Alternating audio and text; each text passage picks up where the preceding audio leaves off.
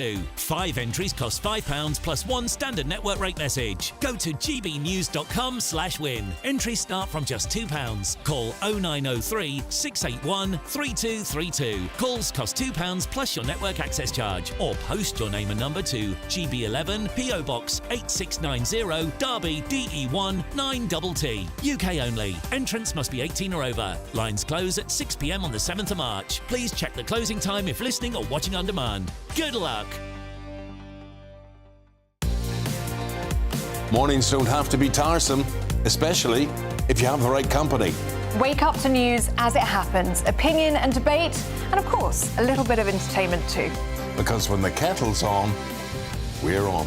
That's Breakfast on GB News, a show worth waking up for. Every morning from 6 a.m. Only on the People's Channel, Britain's news channel.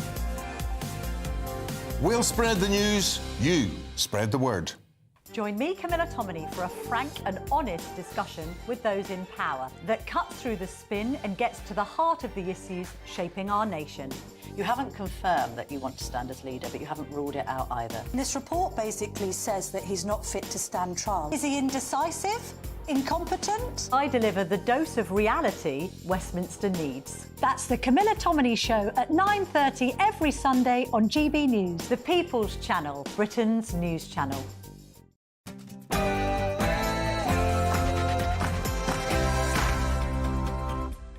Hello there, it's 6 o'clock. I'm Michelle Dewberry, and this is Dewbs & Co. Coming up tonight, no tax on overtime work. That is a policy that's currently being mooted by Donald Trump. Get people more productive, increase business output, and get more money into people's back pockets. I've got to say, I like it. It's radical and optimistic and focused on growth. If only we had that same attitude here.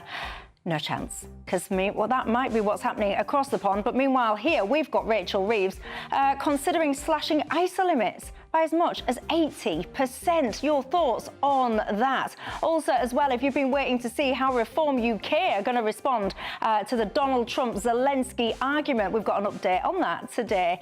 And many of you get in touch and tell me you're getting to the point where you're starting to think about leaving the country. Where would you actually go? Australia, perhaps? They've had to deal with a lot of the problems that we have, and often they've had a lot more success at it, not least in stopping the boats. Tony Abbott's former Chief of Staff, Peter Credlin, joins us tonight to discuss the current state of the nation.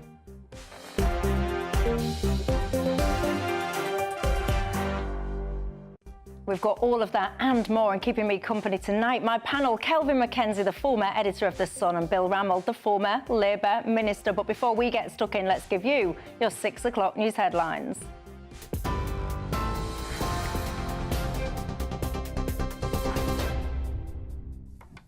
Michelle, thank you, and good evening to you at 2 minutes past 6. The top story, the UK and Norway are ramping up their defence efforts in the Arctic as Russia's growing aggression is sparking urgent talks between the two nations. The Defence Secretary met with his Norwegian counterpart earlier as the UK is pushing to protect vital undersea cables from potential Russian sabotage. And with tensions rising since Moscow's invasion of Ukraine, John Healey declared Britain is determined to lead in European security, bolstering NATO and strengthening defence in the High North. The move comes amid fears of Russian interference in key European infrastructure, including in the Baltic Sea. Well, speaking earlier at a joint press conference, John Healey also vowed to step up further support for Ukraine and said he wants to see long-term peace secured. Our job is to stand with the Ukrainians, support them in their fight, and if they choose to talk, support them in the negotiations as well. And I'm a defence minister, and I don't want to see us jeopardising the peace by forgetting the war. The US Vice President has also said everything is on the table in Russia-Ukraine negotiations, echoing President Trump's stance on possible resolutions with Russia. J.D. Vance is speaking at the Conservative Political Action Conference, tackling US ties to Europe and the war in Ukraine. On Europe, he says, the US will maintain important alliances, but insists their strength depends on whether European countries move in the right direction. Well, Vance also defended Trump's recent call with the Russian president, arguing that peace is in the interest of both the United States and Europe. He wants the killing to stop. He wants to bring lasting peace to Europe. He doesn't just want to stop it now and have the war restart a month from now. He wants to bring lasting peace to Europe because the president believes this, and he's absolutely right. Peace is in the interest of Russia, it's in the interest of Ukraine, it's in the interest of Europe, but most importantly, peace is in the interest of the American people. J.D. Vance there speaking earlier. The Army has apologised to the family of teenage soldier Jaisley Beck, admitting it failed to protect her before she took her own life. A coroner ruled the 19-year-old's suicide followed an intense period of unwelcome behaviour from her boss, who sent thousands of messages to her on WhatsApp. Her mother has said no apology will ever bring her daughter back. No apology will ever bring our daughter back. This message to Sir Keir Starmer, our government, things need to change. The Army cannot be allowed to investigate itself anymore when it comes to cases of sexual harassment, assault, bullying and abuse. A record number of patients in England are in hospital with norovirus, with an average of 1,160 cases a day last week. That is double the figure from this time last year.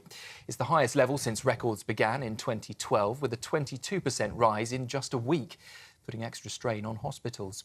Nearly 300 beds a day were taken out of action due to isolation and cleaning measures. Meanwhile, flu cases are falling, but the NHS medical director is warning norovirus is still spreading and is urging people to stay home if unwell. In sport, a man who approached Emma Raducanu at the Dubai Tennis Championships, exhibiting what was described as fixated behaviour, has been detained and given a restraining order. The 22-year-old was visibly upset during her second-round match after spotting the man in the stands, having encountered him earlier in a public area. He had handed her a letter and taken a photograph with her before security stepped in. Raducanu later decided not to press charges, but the man signed a formal agreement to stay away from her. Raducanu, who is now back in the UK, says she is doing OK after the distressing incident. And Amazon is taking creative control of James Bond as part of a new deal with the longtime producers Michael G. Wilson and Barbara Broccoli. The duo, who have led the series since 1995, will remain co-owners but step back from the films. Wilson is retiring while Broccoli is focusing on other projects. It comes amid growing speculation over the franchise's future, with no new 007 announced since Daniel Craig's final appearance in 2021. Amazon acquired MGM in 2022 and will now control the intellectual property rights, with the deal expected to close next year. That's the news on GB News. A full roundup here in about an hour's time. Now, though, plenty more with Michelle.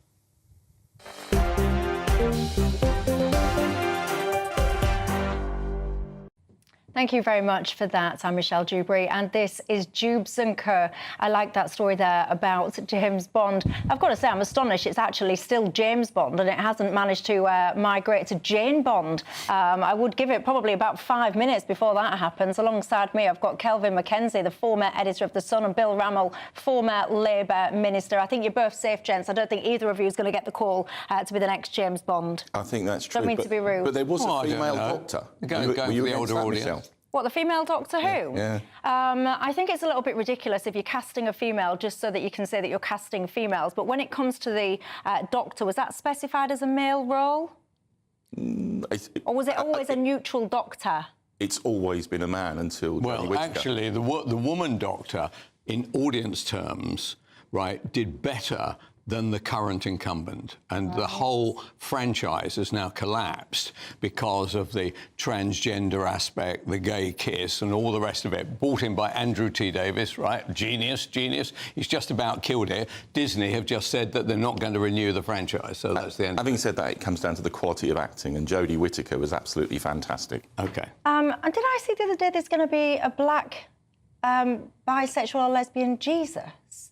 Did I see that the other day, or was that a dream? Sometimes, honestly, I get to the point where I actually can't even remember what I've dreamt and what is actually real life, because real life is often so ludicrous. I'm sure it just said hell to the cur on the screen. I don't know if that was a deliberate typo or not. I assume not, and I do apologise if anyone was offended by that. You can join the conversation in all the usual ways. Email me at gbviews@gbnews.com. Go to the website, gbnews.com/your say. Or, of course, you can tweet or X me. Now, we've been discussing the ongoing war of words, haven't we, between Donald Trump and Zelensky for quite a few days now. People like Keir Starmer, they've been piping up, essentially saying that they back Zelensky. People have been wondering, what does Nigel Farage and Reform UK have to say to a lot of this? We'll wonder no more, because Nigel Farage spoke out today. Listen.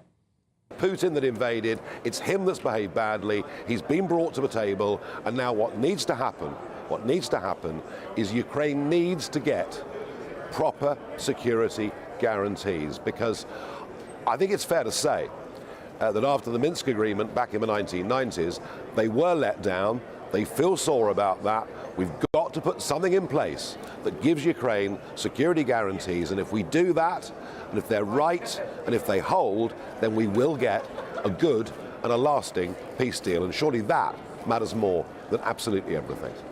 Yeah, and obviously he went on to say that he doesn't regard Zelensky as a dictator, but he feels that the people in Ukraine should have some kind of timeline as to when the next election is going to be. Kevin McKenzie, your thoughts?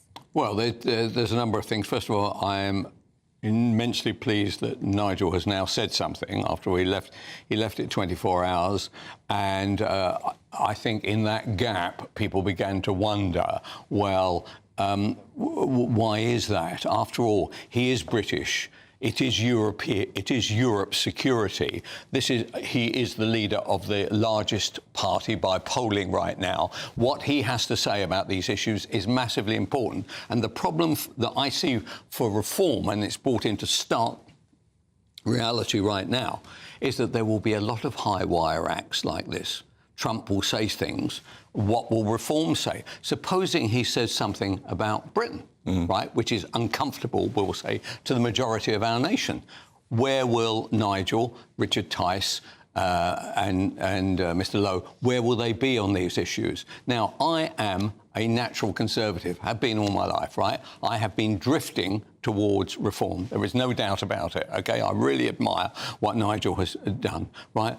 I am now thinking, actually, do you know, if Trump is going to start dictating European policy by threatening our allies by withdrawing arms, withdrawing people, and saying, actually, I'm going to take all your minerals as part of the deal, I am going to start saying to Nigel, you've got to stand aside from that, and you've got to attack him. My question for Nigel is, will he do it?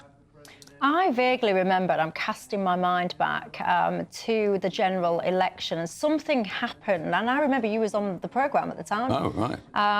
And something had happened with Donald Trump, and I remember you had almost that similar kind of thought process then, because Nigel was getting attacked. Something to do with Putin in the run-up to the election. I can't remember what the incident was, maybe you can.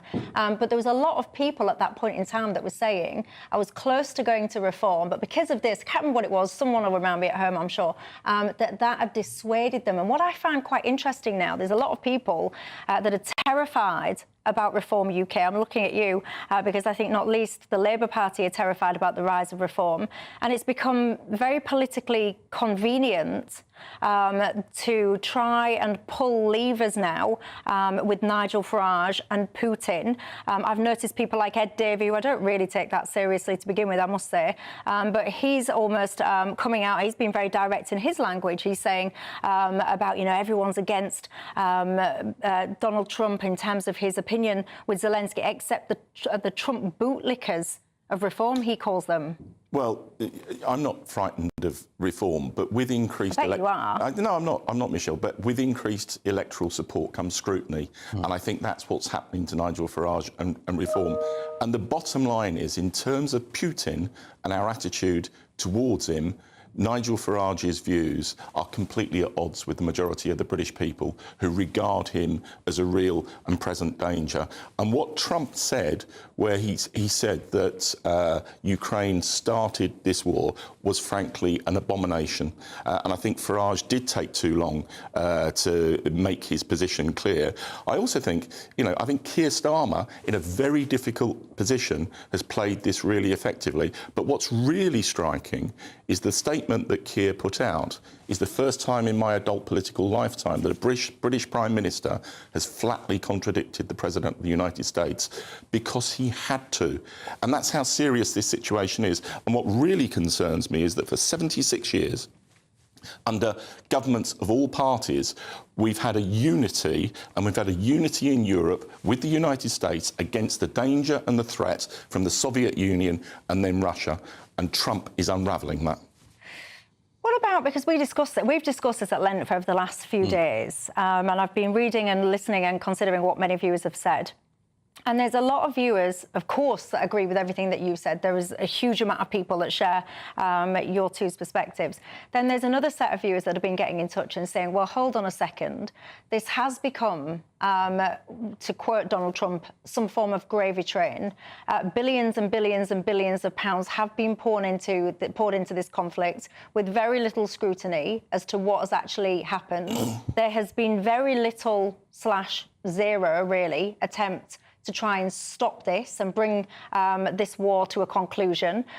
This whole notion that it is just some kind of forever war where Ukraine are just going to get whatever kind of bits and pieces to keep this prolonged, when really an outcome was never really in sight or could not ever be agreed. What would you say back to viewers like that?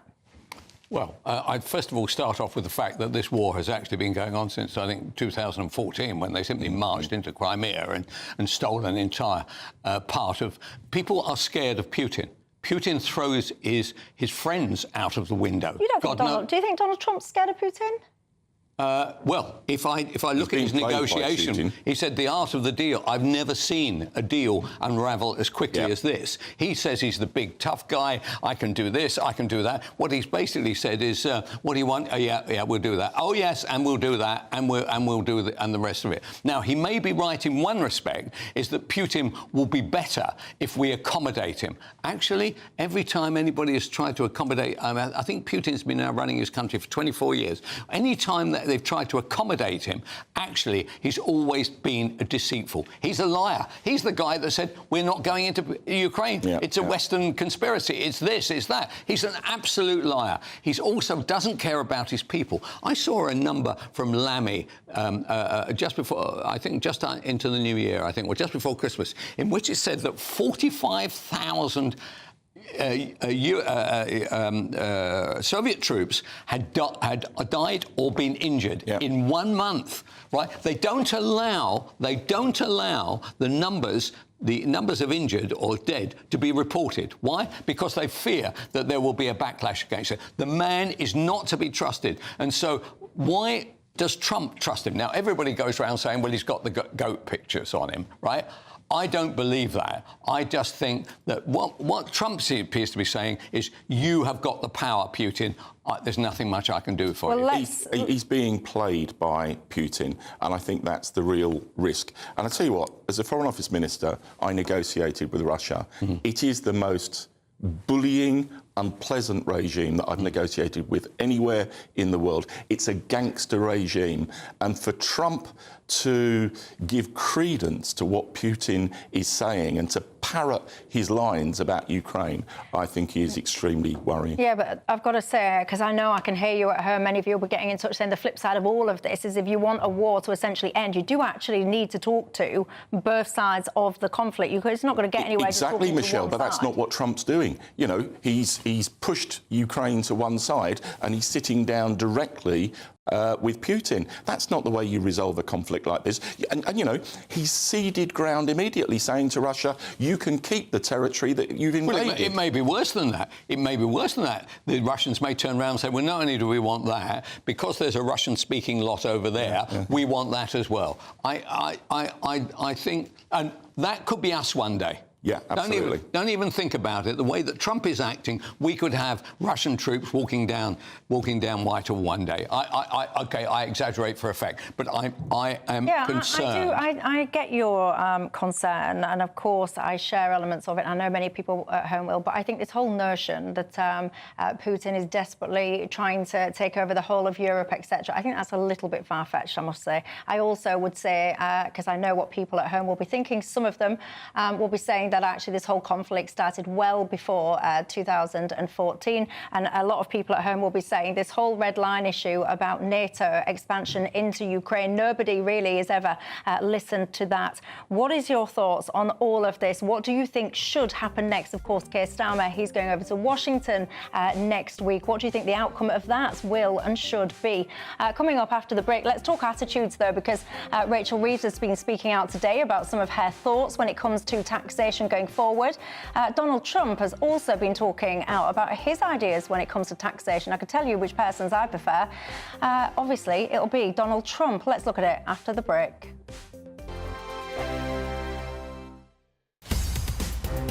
In the GB Newsroom, we bring you the news as it happens. With our team of dedicated journalists across the UK, we're ready to keep you up to date with what's happening every half an hour, every single day. Bulletins here on GB News, the People's Channel, Britain's news channel. Headliners on GB News 11 p.m. every night. It's got 3 top comedians going through the next day's newspapers so you don't have to read them, which is great. That's a good point. He's lying. I mean, maybe he's not lying. That's Headliners every night from 11 p.m. and 5 a.m. as well on GB News, Britain's news channel. Lee Anderson's Real World, Fridays from 7 p.m. That's football. Well, you know, it's the hope that kills you.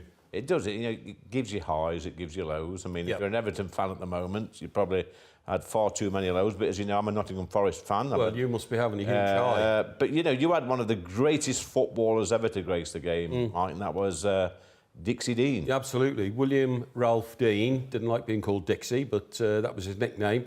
And he was born in 1907. He was my grandfather's best mate. I'm an Everton shareholder. I've been, attached to the club all my life, and so was my father, so was my grandfather, our greatest ever player. So back in the day when players like Dixie Dean were playing football for big crowds in, a proper... 72,000. Yeah, a proper working class sport back in the day, weren't it, football? Not like it is today. You've got to be pretty wealthy to afford a ticket. Even in the 70s, right, and I've seen some, I do like looking back on the football that I watched as a kid. Even in the 70s now, I've seen pictures of the turnstiles, as we used to call them, with a sign at the top, 5 shillings for the Eastern Terrace. 5 shillings. Yeah.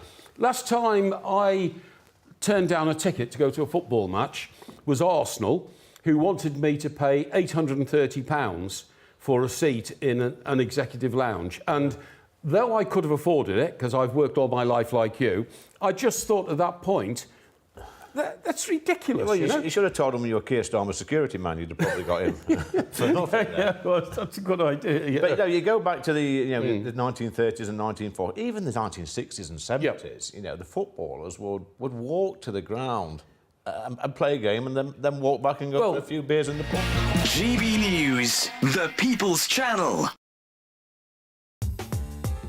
I'm Christopher Hope. From pop stars to politicians, I'll interview anybody in a pub who's got a political opinion. Join me every Friday on Spotify, Apple Podcasts, YouTube or gbnews.com, or wherever you get your podcasts.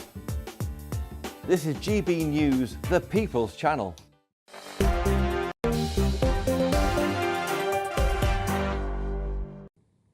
Hello there, Michelle Dewberry with you till 7. Kelvin McKenzie and Bill Rammell alongside me.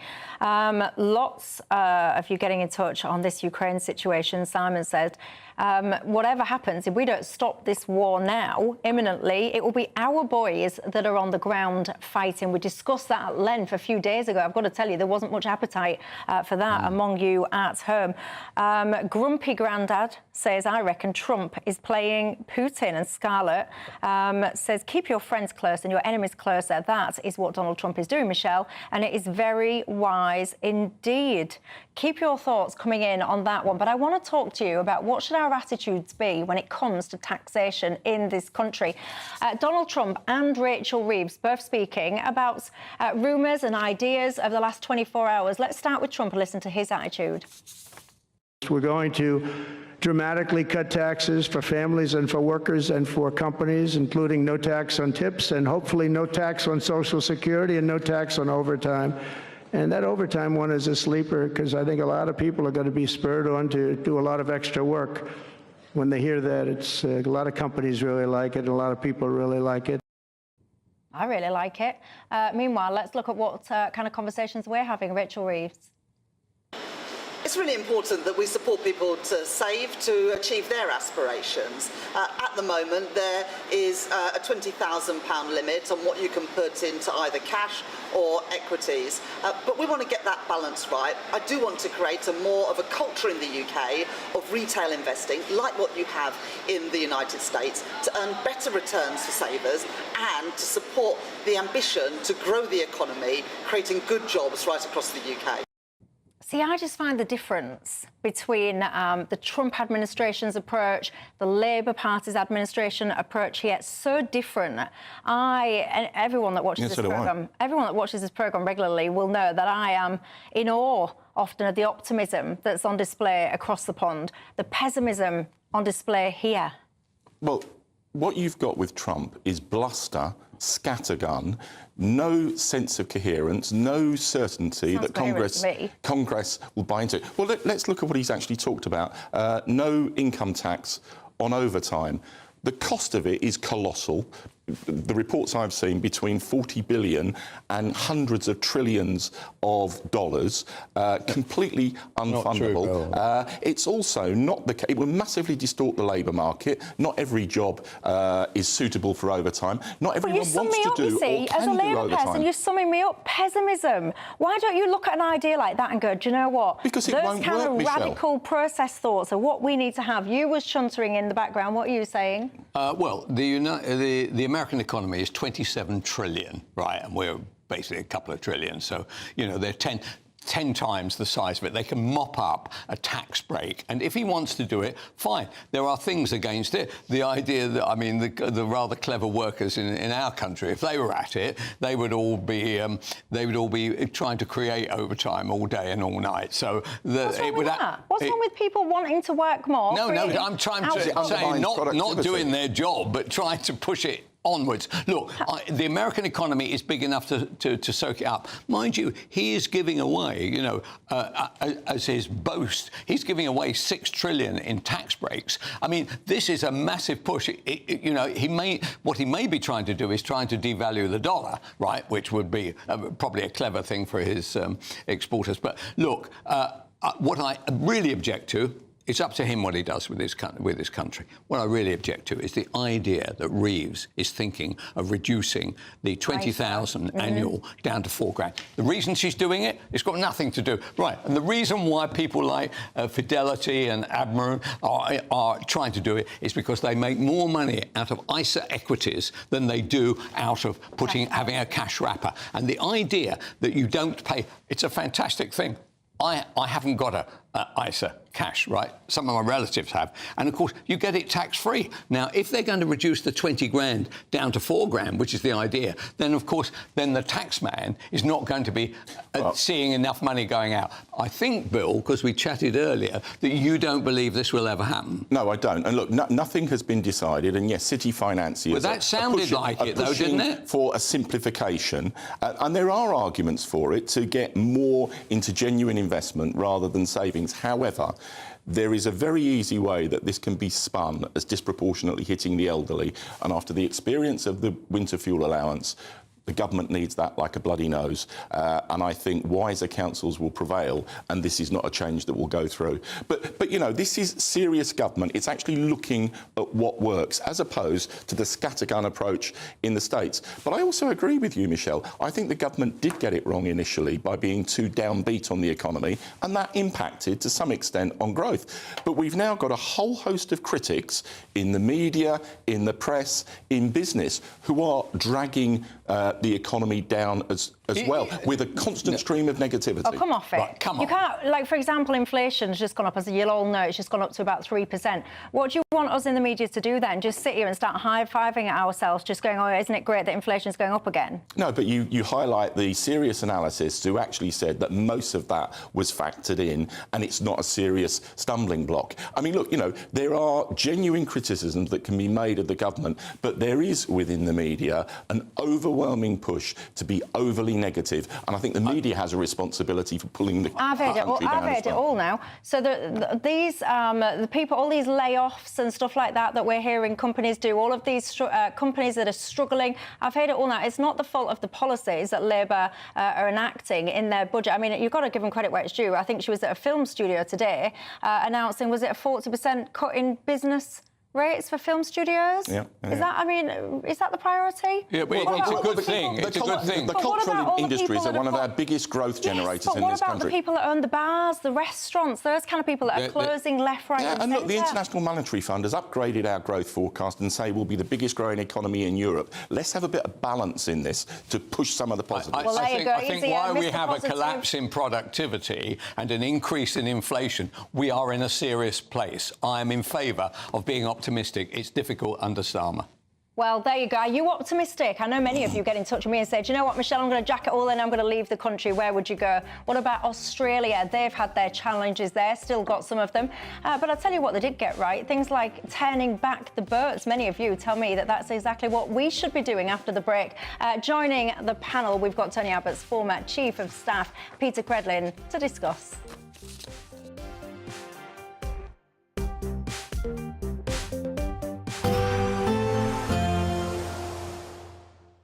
Ready to soak up that holiday sunshine? Won't we need some cover? No worries. All sorted. All Clear Travel Insurance sponsors GB News Travel Destinations Forecast. Hello, if you're looking for any winter sun, it's going to be wet as we end the week in Portugal, fine in Italy, unusually cold in Greece. Through the Greek islands, we've got this northerly wind blowing, 6 Celsius in Athens, just 7 for Mykonos, that's 8 degrees lower than average. But for Italy, mostly fine with sunny spells, although for Portugal, we've got a spell of rain moving in, and as that crosses Iberia, that's going to turn to showers at the weekend, whilst temperatures gradually recover in Greece. All Clear Travel Insurance sponsors GB News Travel Destinations Forecast. The latest GB News Travel. Good evening, I'm Johnny Ratner. Long queues on the M18 in South Yorkshire. One lane's closed northbound from junction 3 to 4 just south of Doncaster following an accident and spillage. Long tailbacks to the A1M, and on the opposite side of the carriageway as onlookers slowed down. In Leicestershire on the M1 northbound, it's still really slow. A lorry broke down earlier on just off the M69, although all lanes have now reopened. On the M25, problems on 2 stretches. First of all, on the Hertfordshire stretch, the inside lanes closed clockwise just before junction 25 at the A10 for recovery work, not being helped by the roadworks on that stretch. And further round on the Essex stretch, the inside lanes closed anti-clockwise from the A12 round to the M11 for recovery work following an accident. In Kent on the M2, the eastbound entry slip is partly blocked at junction 5, the Stockbury roundabout Sittingbourne exit, where a lorry's broken down. That's the latest. You can stay up to date throughout the day by visiting our website, gbnews.com. Join me, Camilla Tominey, for a frank and honest discussion with those in power that cuts through the spin and gets to the heart of the issues shaping our nation. You haven't confirmed that you want to stand as leader, but you haven't ruled it out either. This report basically says that he's not fit to stand trial. Is he indecisive? Incompetent? I deliver the dose of reality Westminster needs. That's the Camilla Tominey Show at 9:30 every Sunday on GB News, the People's Channel, Britain's news channel. It's Patrick Christie's Tonight, and here we do things differently. It's explaining the absolute madness of this, doesn't it? It's explosive. I mean, this is very good. It's lively. 850. Your government sat there, Sean, and it did nothing. It's controversial. And the Middle East has been in turmoil since before I was born. It's everything you need to kickstart your evening. Everyone's had their Weetabix tonight. I love to see it. That's Patrick Christie's Tonight, weeknights from 9 p.m. Only on GB News, the People's Channel, Britain's news channel. Mornings don't have to be tiresome, especially if you have the right company. Wake up to news as it happens, opinion and debate, and of course, a little bit of entertainment too. Because when the kettle's on, we're on. That's Breakfast on GB News, a show worth waking up for. Every morning from 6 a.m. Only on the People's Channel, Britain's news channel. We'll spread the news, you spread the word. Good Afternoon Britain isn't just about us. The wonderful thing about this programme is it's about everyone watching. It's an interactive programme. Well, there absolutely is something to see here, and we're going to be talking about it more. Whether it's breaking royal news, Will, please bring us up to date, or indeed a particularly punchy speech in the House of Commons. Very, very curious. We bring it to you live, and then we bring you live reaction as well. That's Good Afternoon Britain, weekdays from midday. Only on GB News, the People's Channel, Britain's news channel.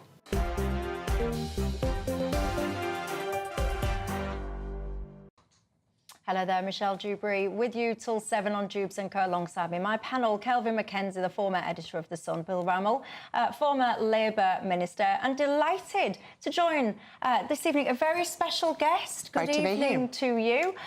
This is Peter Credlin. You are, I mean, I've got to say, many people will actually be familiar with you from Sky News Australia, but she's also a very talented lady. She was the former Chief of Staff for Tony Abbott. And I'll tell you, many people will talk about Tony Abbott and Australia on this programme because it won't be a surprise to you. We suffer badly with what we would call the small boat crisis. And many people will get in touch, Peter, and they'll say to me, why can't we just do what the Australians did? Turn the boats back. You had Operation Sovereign Border. Yeah. That was quite successful, albeit controversial. How did you guys manage it? Well, I must say, we watch what's happening in Britain. We say ourselves, why don't you have Operation Sovereign Borders? You know, why can't you turn the boats around? I think it comes down to political will. I think that's the most important thing. It's not, you know, like there's a policy you dust off in the bottom drawer and that just makes it happen. It had elements to it. We had temporary protection visas, so no one could come and apply for asylum. You could be left in Australia for a period of time, then you were sent back to your home country. So you had no certainty that, like here, that you left France, got to England and you were going to have an English life. You had no certainty if you left Indonesia, you'd get to Australia and you'd have an Australian life. We would send you back. And everyone with you. Practically, how would you do that? Because what people in this country... We'd put them on planes. Like, literally, it got to the point. First of all, you got to turn the boats around. How, logistically? This is... Well, there's three elements to it. Turning the boats around, offshore processing, and temporary protection visas. In terms of turning the boats around, it literally was the Navy and the Border Protection Force turning the boats around. When the people smugglers used to scuttle the boats, and 30, 40 people would end up in the sea, we decided we would take them off their boats and put them into yellow lifeboats that were unsinkable, put them up with plenty of fuel, and literally with a sat-nav, send them back to Indonesia. We were that determined. Now, we did that. We also processed them offshore in Nauru, so they didn't come to Australia and trigger all the court and legal obligations that we have under international conventions, and they weren't then fed by that sort of activist parasitic class who helped sponsor them all the way through the courts and use our legal system and appellate structure to stay in the country.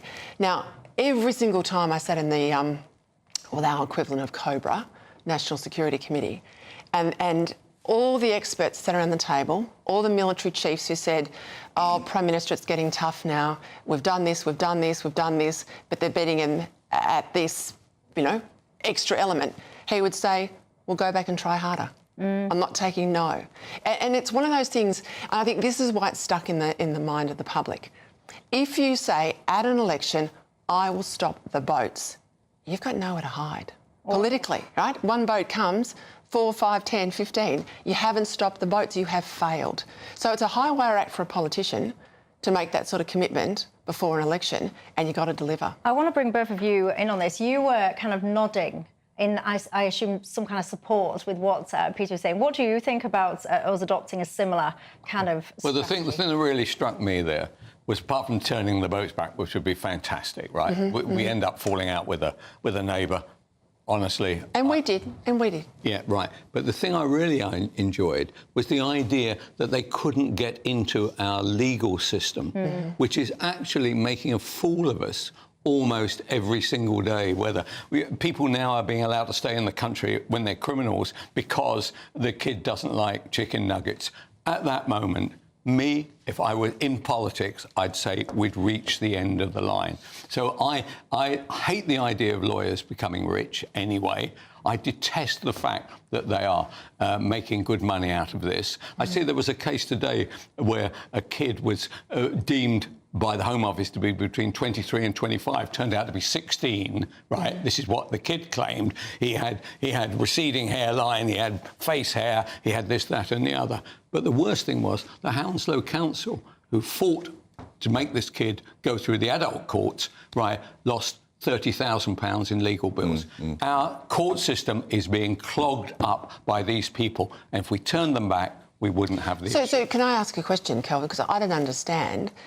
How is it that with Brexit, you're still being dictated by foreign courts? Because we're still in the European Court of Human Rights. So why don't you get out? Well, this is $1 million question, and this is a key campaign point that people will have in this country, and we'll address that in a second. And I just want to come to you, Bill. Peter's first point, she was saying the political will. You've got to have the political will. Have the Labour Party got the political will to actually do we this? have, and I've said to you many times before, the last Labour government reduced asylum annual claims from 84,000 to 17,000. It was a 20-year low. There is real political will, but you've got to use a number of tools. Now, turning the boats round, that was looked at by the last Tory government in 2022, and it was the Royal Navy who said we're not going to do that because it's inappropriate. Now, I think this government may want to revisit that because the Royal Navy can't be a block on, sensible change. How can the Royal Navy dictate to a Prime Minister? Their argument was it was contrary to international maritime law. Well, it's not. It's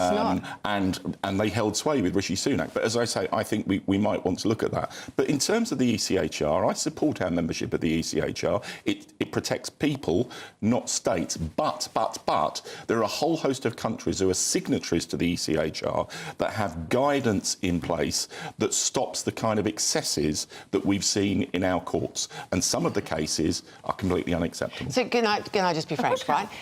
If you have all of those exclusions, right? Quite frankly, if you have all of those excuses, you are not going to stop the boats, right? What do you mean all those excuses? Well, I just think Britain is the home of human rights and legal protections. If you're joined up to the European Court just because you think that's the best way to protect people, you might as well pack up and go home. You're not a serious country. You have your own human rights structures here. You have your own laws. You are the home of common law. You don't need to be signed up to a court in Brussels in order to protect people's human rights. You do, because we have a moral responsibility in terms of leadership. And you can't put that sort of replicated legislation in your own parliament. You can't put... If you want to have... If you say you need that protection legislation, put it through the Commons and have it on English soil and not kowtow to Brussels. Well, we did that when we incorporated the... well, then again, why do you need the ECHR? I don't think you do. Well, you've got your own human rights framework in this country. I disagree, but what frustrates me is that other countries who are signatories have codified this and stopped the excess. And one of the problems we have in this country, and it was the same with the European Union, is that we have a legalistic process that gold plates regulations as was in the European Union and the outcomes from the ECHR, and we need to declutter that and move to a more sensible position. I just think you walk away from that. You run your own show, you are your own country. That was the whole point of Brexit, that you were sovereign. You turned the boats around.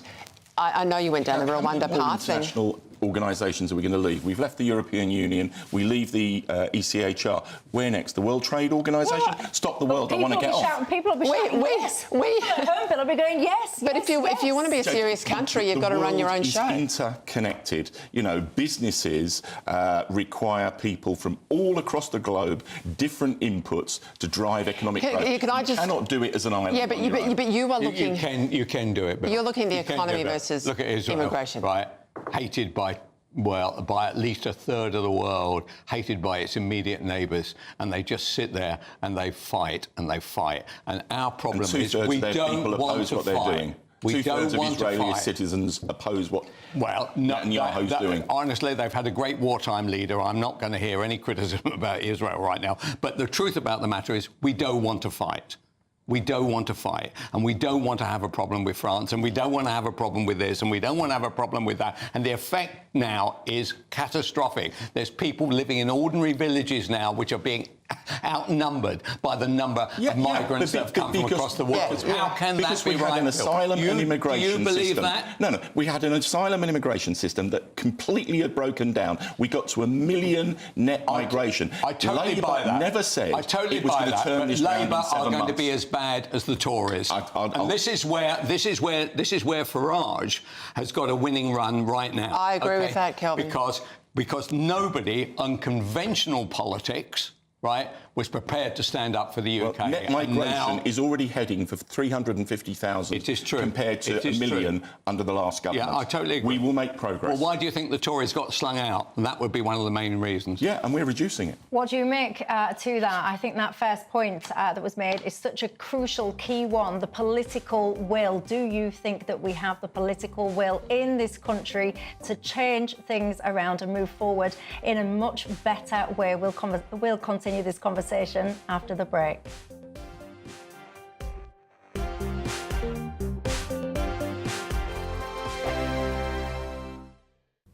Evening. Welcome to your latest weather update from the Met Office here on GB News. Tomorrow, well, kind of more of the same, but if anything, the winds are going to be a little stronger and there'll be more heavy rain around. We've got warnings in place, as we shall see shortly. It's all coming from down to the southwest. These weather fronts are swiftly moving towards us. Today's weather fronts are actually clearing away, so for many, it's actually a bit drier out there this evening, but it won't last because here comes another batch of rain into Wales, southwest England, then across Northern Ireland through the early hours. Some quite heavy rain, as you can tell by those brighter colours. It's been mild today. It will be mild overnight. Temperatures in many towns and cities holding up in double digits, but it will be blustery. Those winds strengthening further through the morning and that rain marching north across Scotland. Once it's in here, it kind of sets in for a good chunk of the day. So it could cause some flooding problems. We have Met Office yellow rain warnings in place across Scotland and a wind warning for southwest Scotland, the east of Northern Ireland, but also for the coasts of Wales, the west and the south coast. Gusts of 50, 60 miles an hour, maybe 70 miles an hour in exposed places. So yes, very windy in the west, very wet in the west. Much of the Midlands, much of eastern England will be pretty dry through Friday morning.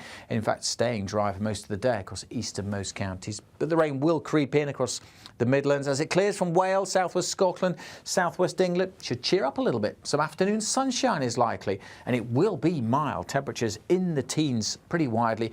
Could squeak up to 15 Celsius. Obviously feeling a little cooler with the wind. The winds ease on Saturday, and for most it's a much drier day. A bit of a question mark about the rain in the southeast. That could still be around for a time through the day, only slowly clearing. And there will be a few showers developing on Saturday, but overall Saturday looks brighter and drier for many with lighter winds, but that doesn't last. Wet and windy weather returns on Sunday. Bye for now. In the GB newsroom, we bring you the news as it happens. With our team of dedicated journalists across the UK, we're ready to keep you up to date with what's happening every half an hour, every single day. Bulletins here on GB News, the People's Channel, Britain's news channel. I'm Christopher Hope. From pop stars to politicians, I'll interview anybody in a pub who's got a political opinion. Join me every Friday on Spotify, Apple Podcasts, YouTube or gbnews.com, or wherever you get your podcasts. This is GB News, the People's Channel.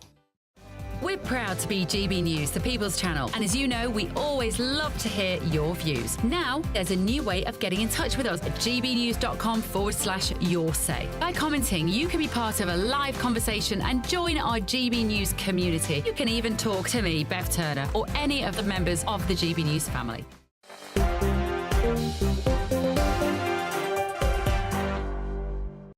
Hello there, Michelle Dewberry, Dewbs & Co. Till 7 o'clock tonight. Alongside me, Kelvin McKenzie, Bill Rammell remain. But look, we've got a special guest tonight as well. You're the Australian equivalent of me in some regards. You present at 6 o'clock as well. I do, absolutely. We're tag teaming here. We are. And many people are getting in touch as well, saying, Peter, for Prime Minister. Goodness me. I think of the UK, I think they want you in the UK. We're desperately lacking some common sense in this country, aren't we? Peter Credlin with us till 7 o'clock. Look, one of the issues that we speak about often in this country is DEI. Many people are suggesting / hoping that we might have reached peak work. Donald Trump has come I in, hope we have. Things are turning around. What's it like in Australia? Can we learn from you? Are you worse than us or what?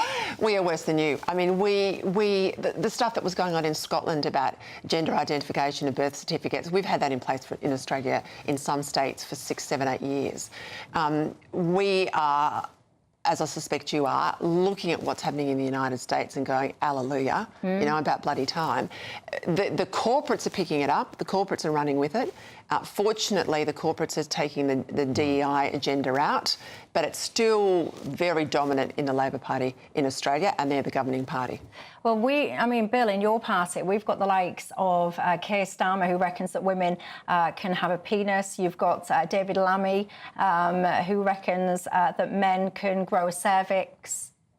You're going back a good period of time. I will acknowledge the Labour... You don't have those views and then suddenly decide to change your mind. I will acknowledge that the Labour Party had a bumpy path, but it's got to the right position, that women's rights are sacrosanct. But in terms of DEI, I think there is a proportionate case to be made for it. There is research evidence. In what way? Well, one, it boosts productivity and innovation. It stops groupthink, where you diversify the people at the most senior levels, and I think those are good things. Just because you get women in? How does that work? Yeah. So, for example, if you recruit to the most senior levels people from all the same background, you get the same mindset, the same view, but and if you it's don't merit, get people who question and challenge. If it's merit, if you have diversity of brain power and diversity of opportunity or diversity of merit, you're going to get the best outcome. Now, if you have, Petter, people from all the same background, you get the same groupthink, and you don't get people who ask the most challenging questions. You can have men and women who all come from the same private school or public school milieu. You're going to have groupthink. Gender doesn't mean groupthink. Well, what I would argue is you need diversity, and I think that does boost innovation. But some of the excesses, you don't need an industry of people promoting this. And as Wes Streeting rightly pointed out a couple of weeks ago, you most certainly don't want people talking about promoting anti-whiteness. But if you contextualise DEI, there's research from More in Common. There's something like 7 in 10 people support it. And there are organisations like the Metropolitan Police who need DEI massively when you look at the level of misogyny and racism within the organisation. Our good friend here is hosting at 6 o'clock because she is the best rating person at 6 o'clock. She's also the cheapest. Yes, go on. And she's, it's not here, The cheapest. Shut up. It's not about gender. I just find it so offensive as a woman to think that I've got where I am because someone's decided around the boardroom table that too many blokes are going to throw some Sheilas in. Oh, and we might get a Sheila with that sort of background as opposed to that background, or that minority religion as opposed to that minority religion. We are beyond that now. I mean, please, let's just have merit. But it's gone beyond. It's not even just a gender thing anymore, is it? It's not about a man-woman thing, Kelvin.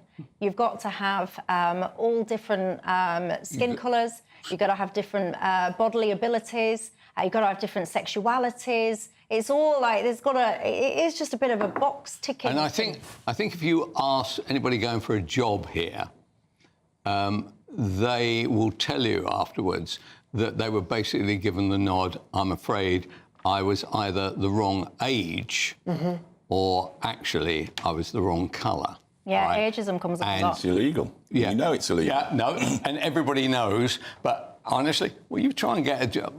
Try and get a job in the NHS without going through DEI. The E should be for excellence, shouldn't it? Let's be honest. Yeah, You should merit. And everybody's scared to talk about that. So if they work for a big government organisation, the government demand that you now produce the numbers which show what colour, what femininity. If you were going in for a brain operation, do you want a DEI brain surgeon or do you want someone who's got the right exams and the merit and the operational skill?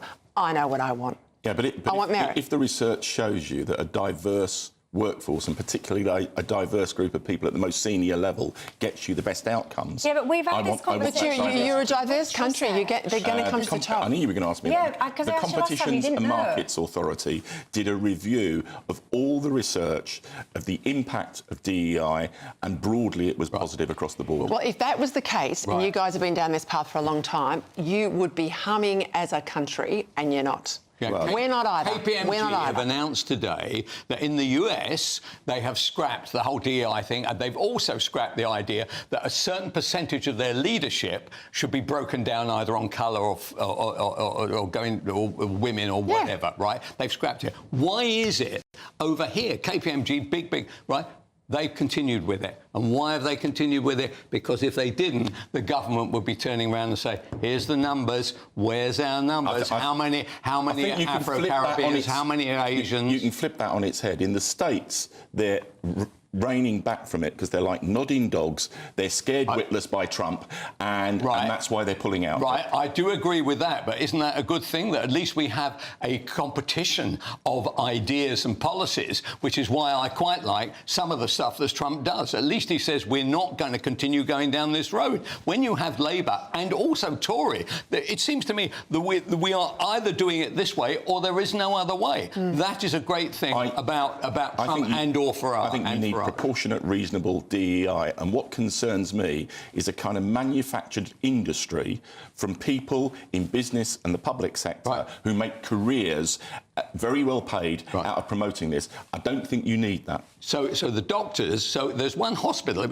was only the other day I read it. Right, one hospital where the DEI boss, right, was making 118, and actually when you first come into the medical world, you're going to make it 35 as a junior doctor, and you'd have to be a senior registrar before you come anywhere near the DEI. Well, wrong. How ridiculous. There you go. Do you know, we could carry this conversation on all night long. There was so much more that we had to discuss. I wanted to get into how divided politics is in this country and whether or not we need to unite the right and the left. We'll have to save that for another day. Someone just got in touch saying DEI didn't earn it. That's what it stands for. Oh, you're a harsh bunch. You're a harsh bunch. Lots of people saying, again, literally, I said this to you at the start, and I'll end with it, that you should be the Prime Minister, that you'd be very welcome if you decide you want to come and move here. Anyway, look, any convict who repents is good by me. See, that's DEI. That's assuming I was even a convict. Have a very good night, everybody. Do not go anywhere. Farage is up next, but I'll see you tomorrow night, and thanks, guys.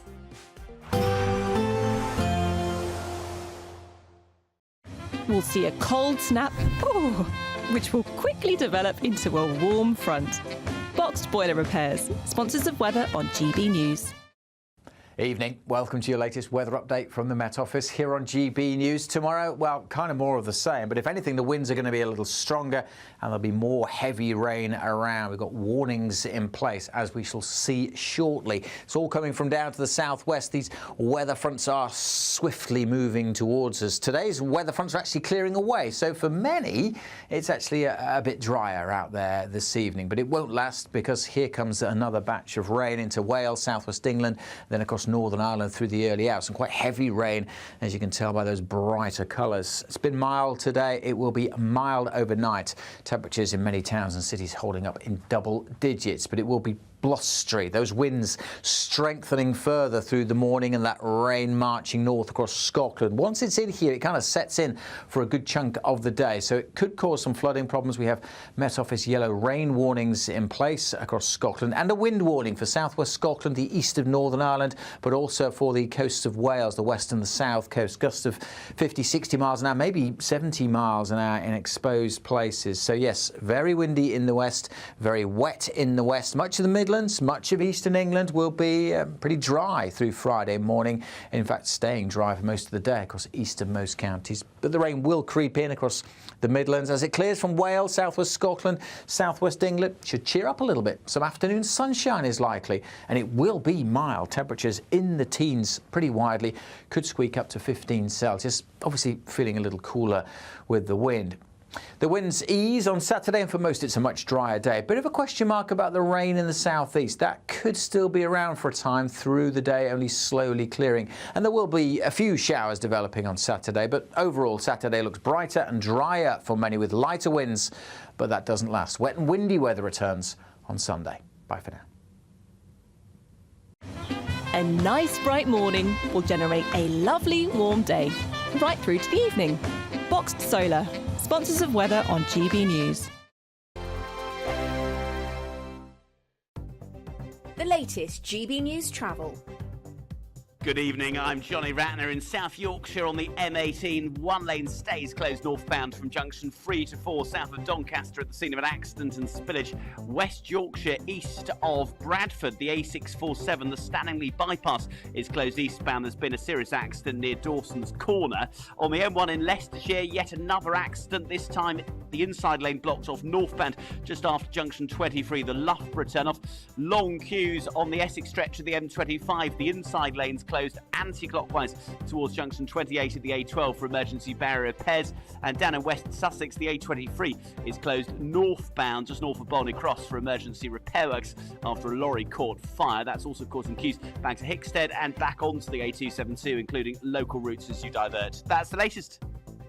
You can stay up to date throughout the day by visiting our website gbnews.com.